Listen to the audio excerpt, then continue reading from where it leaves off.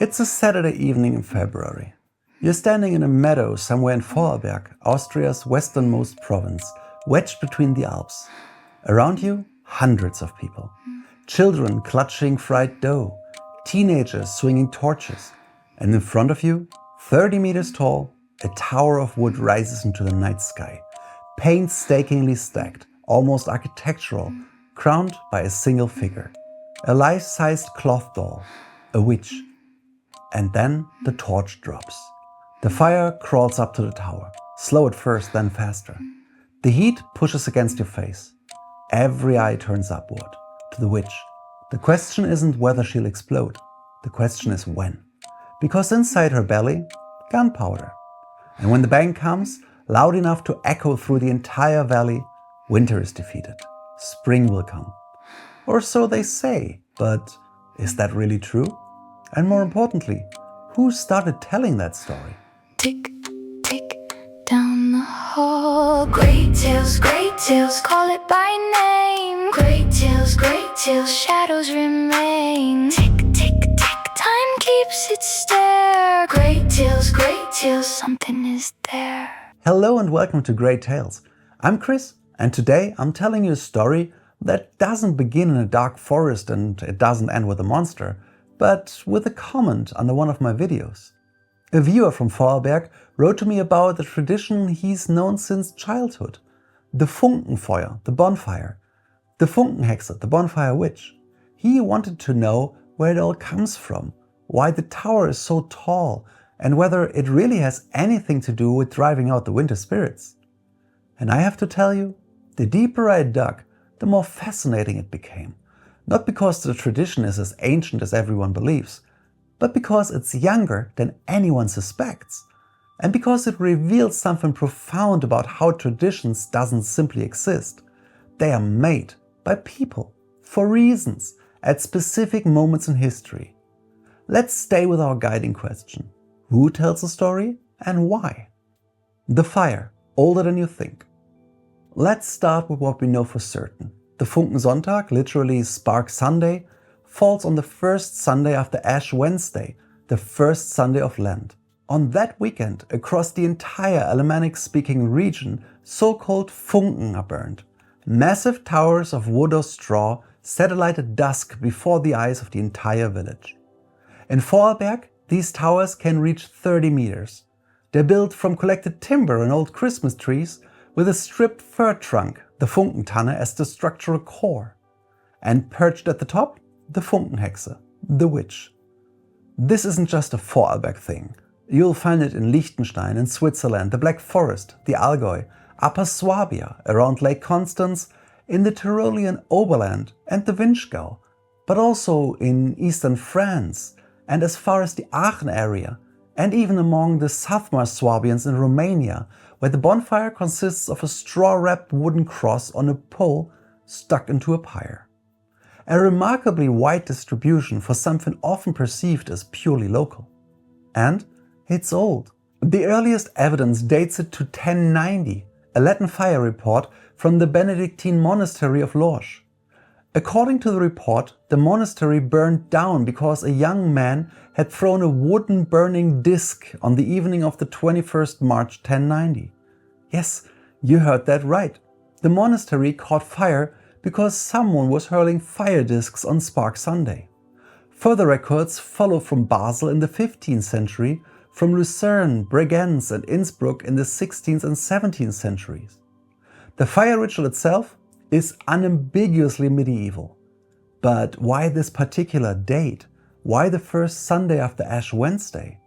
This is where it gets interesting.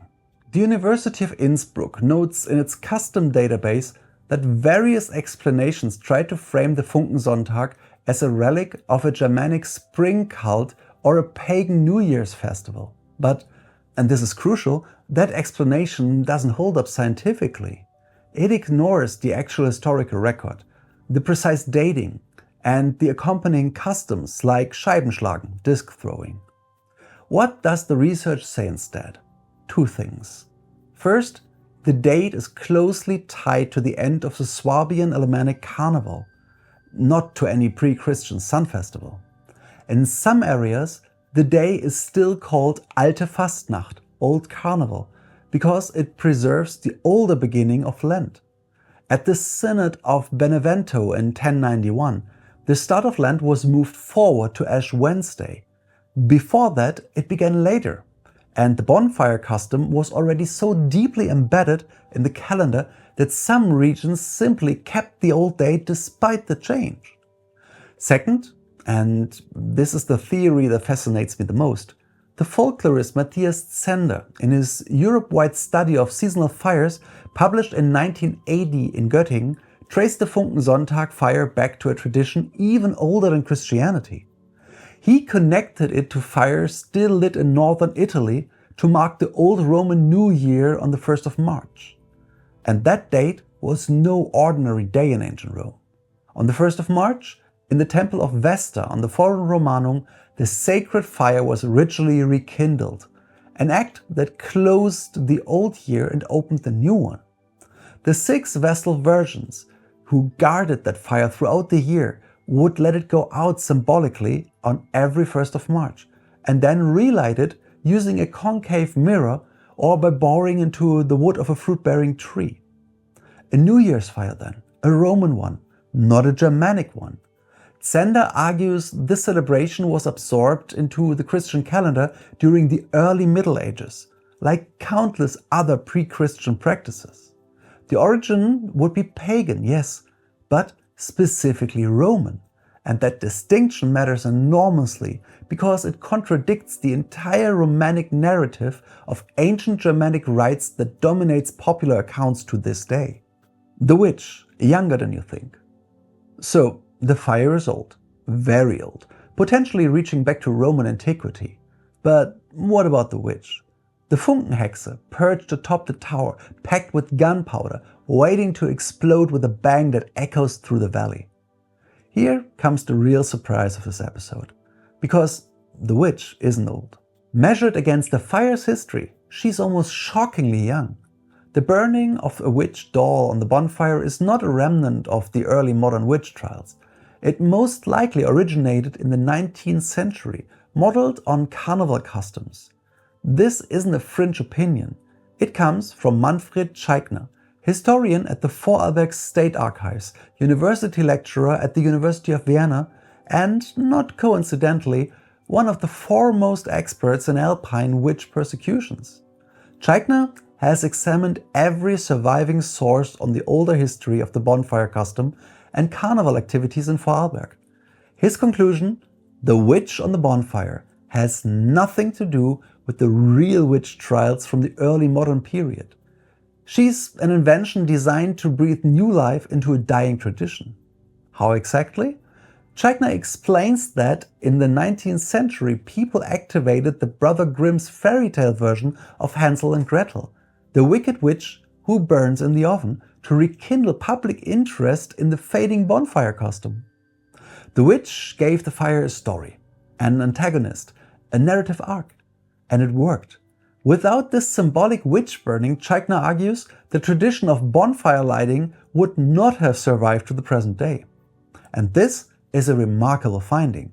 The witch everyone assumes is ancient, a relic of pagan antiquity, a symbol of winter demons, is in reality a 19th century marketing tool, a narrative device invented to give a dying custom a second life. The real witches of Vorarlberg. And this is precisely what makes the matter so sensitive. Because there were real witch persecutions in Vorarlberg, and they were anything but folkloristic. Tscheigner himself, the same historian who identified the Funkenhexe as a 19th century invention, has meticulously documented the history of witch trials in Vorarlberg across several books. His work, That Evil Be Eradicated, published in 1992, is the standard reference. The numbers? In this 150 years between 1528 and 1677, more than 200 people in what is now Vorarlberg stood trial on charges of witchcraft. At least 122 were executed. 7 more died in prison. 51 were acquitted. The actual death toll likely reached at least 140. The earliest known victim was the mother of the later imperial court historiographer Jakob Mendel of Bregenz, a woman identified around 1498 by her own neighbors as a harmful witch and imprisoned for an extended period. The worst persecutions hit Bregenz in 1609, when 16 people were burned as witches within a few months. 90% of victims in Vorarlberg were women, mostly drawn from the lower and middle classes of rural society. Statistically, Vorarlberg's execution rate was 6 times the Austrian average. These aren't abstract numbers. These are the grandmothers, midwives and healers of villages that still exist today. Villages where now bonfires still burn. The Böck, the wheel and the disc, related customs. Our viewer from Vorarlberg mentioned related customs in the comment, and he touched on an important point, because the Funken doesn't stand alone. In northern Switzerland, particularly in the cantons of Zurich and St. Gallen, they burn the Böck instead of a witch, a cloth doll shaped like a snowman packed with firecrackers. At the Zurich Sechseleuten, probably Switzerland's most famous guild festival, this Böck is lit at exactly 6 o'clock on the Sechsleutenplatz. The faster his firecracker-filled head explodes, the better the summer will be. Sound familiar? The structure is identical. A doll on a pyre, explosives inside, the detonation time read as an oracle. And research reveals the same pattern as with the Funken. The figure itself is far younger than the festival. The word Böck originally referred to masked figures who roamed the streets during carnival frightening children. It's related to the English bogey or bogeyman. Boys in the Kratzquartier near the Böckli-Platz had been burning straw puppets at the spring equinox for centuries. But only at the end of the 19th century were these separate traditions merged into a single one. This supposedly ancient custom is, here too, a composite barely 150 years old. In the Montafon Valley, particularly in Gottliebhol, there's also Scheibenschlagen, disc throwing, exactly what our viewer described from Tyrol. Glowing wooden discs are catapulted into the air using a rod over a ramp. This custom has been listed in UNESCO's Register of Intangible Cultural Heritage since 2016. The discs are a direct echo of the burning disc that set the Lorsch monastery ablaze in 1090, the oldest document in this entire tradition complex. And then there are the fire wheels rolled down hillsides, another custom our viewer mentioned, often interpreted as sun wheels. Here too scholars warn against hasty mythological readings. The folklorist Hermann Bausinger showed as early as 1969 that present-day behavior cannot be fixed as timeless and universal by invoking continuity. Before we go ahead, if you're enjoying this episode and want to hear more stories like this about real myth and the real people behind the customs we take for granted, please do leave a subscribe and a like. You are the ones who keep this channel active. Inventing a tradition. Now we come to perhaps the most fascinating part of this story. Because the Funkenhexe isn't just an example of a young addition to an old custom. It's a textbook case of what scholars call the invention of tradition, or, as the ethnologist Reinhard Jola put it, the Formierung, the formation of a custom. Jola, professor of European ethnology at the University of Tübingen, made the Funkensonntag the subject of his doctoral thesis, published in the year 2000 as Die Formierung eines Brauches, the formation of a custom. His central argument: every look at the tradition is already selective. It's a specific mode of perception that produces something that feels correct. Customs aren't simply handed down from generation to generation like a baton. They're formed, shaped, adapted, reinterpreted, and politically charged. And the Funken is a textbook example. After World War I, the custom declined sharply. It was even banned for a time due to a wood shortage. In the Austrian Ständestaat, the Austro-fascist corporatist state between 1933 and 1938, local cultural policy attempted to harness the Funken for propaganda, promoting an Austrian ideology, with limited success. After the Anschluss in 1938, the Nazis discovered the Funken's potential as a tourist attraction. And from 1987, the Vorarlberg state delegation in Vienna organized an annual Funken on the Bellevue Wiese in the 19th district, a transfer of tradition designed to bring together Vorarlbergs living in the capital. Jola tells a wonderful anecdote. When one of these Viennese bonfires stubbornly refused to catch fire, the humiliated Funkenmeister, the firemaster, grabbed the microphone and announced that there was simply no point lighting a bonfire where it didn't belong. That's no longer folklore. That's identity politics by firelight. The witch on trial. And that brings us to the present. The Funken custom, recognized since 2010 as intangible cultural heritage by UNESCO, witch burning included, is itself under fire. And from a direction you might not expect. The Vorarlberg Women's Office demanded that at least the state-funded Viennese Funken should drop the witch burning. Their argument? Something that caused real women, specifically in Vorarlberg, real suffering and injustice shouldn't be uncritically celebrated as fun and tradition. 122 documented executions, 90% women. Tscheichner himself has weighed in 2024 in a piece for the Vorarlberg Nachrichten titled "Where Should the Funkenhexen Go?"